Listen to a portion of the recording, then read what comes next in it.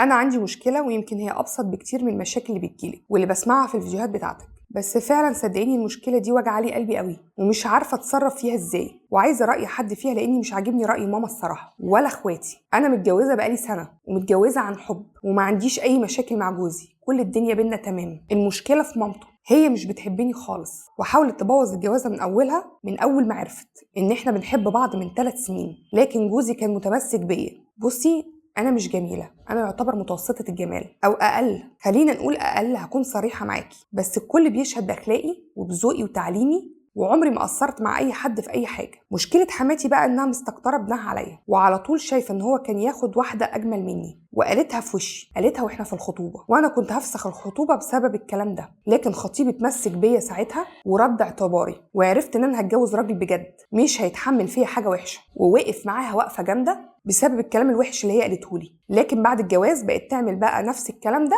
بس باسلوب تاني، من تحت لتحت، طول الوقت التلقيح، تقعد تمسك الفيسبوك وتقعد تقول فلانه اتجوزت، بصي قمر ازاي، دي جميله وعريسها امور زيها، ما هو الحلو للحلو اللي زيه، تقعد تقولي انت ما بتعرفيش تحطي مكياج ليه، اتعلمي من بناتي. بس انا كده، انا اصلا من زمان ما بحبش احط مكياج كتير، وهي بناتها اللي هم اخوات جوزي بيحطوا مكياج كتير جدا، كل واحد وطبعه، وانا عاجبه جوزي كده، لكن هي مش عاجبها، طول الوقت تلقيح، مفيش زياره بنروح عندها الا ما تلقح بالكلام ده من تحت لتحت، وجوزي مش واخد باله، وانا مش برضه اقعد اقول له الكلام ده لاني ما بحبش الكلام الفاضي ونقل الكلام، ومش عايزه اعمل مشاكل ما بيني وما بينها. مامتي واخواتي بقى بيقولوا لي لا قولي له، وكمان ردي عليها الكلمه بكلمه وقولي لها انا ما احبش حد يكلمني بالطريقه دي، بس انا الصراحه مش عايزه اصطدم معاها ومش عارفه ايه الصح اللي يتعمل، يا ريت لو تفيديني لو عندك راي تاني. ودي كانت القصه، وهي قصه مش تافهه ولا قصه بسيطه، وللاسف سمعتها قبل كده. ام الزوج لما ابنها يتجوز واحده مش على مزاجها، وابنها يكون عنده شخصيه وما بيقبلش بالغلط، هتلاقي الام بتلاقي طرق تدخل منها، زي الكلام من تحت لتحت اللي هو انت خدتيه غصب عني،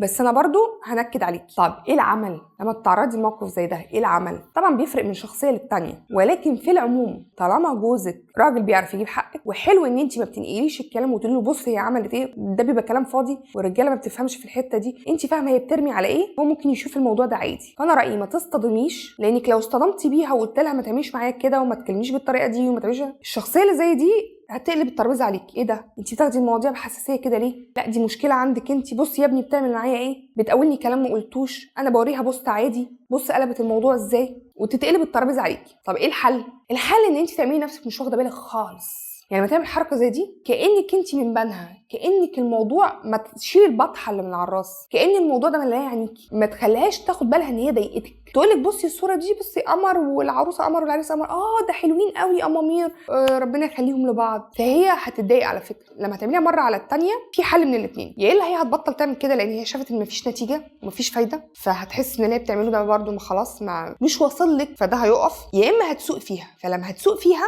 انت برده هتعملي نفسك مش واخده بالك.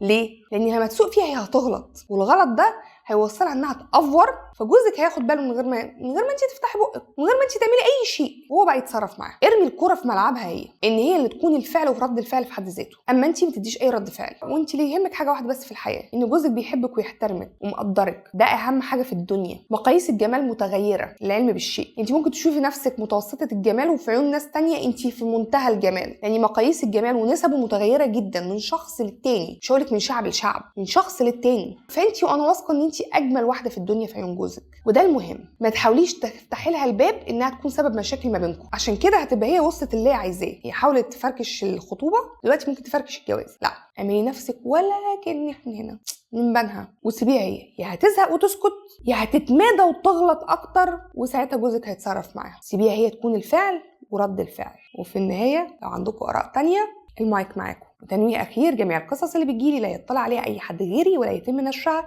الا موافقه صاحبها او طلبه هو شخصيا، زي القصه دي. كانت معكم فيبي انور، سيناريستايه، ويومكم سعيد.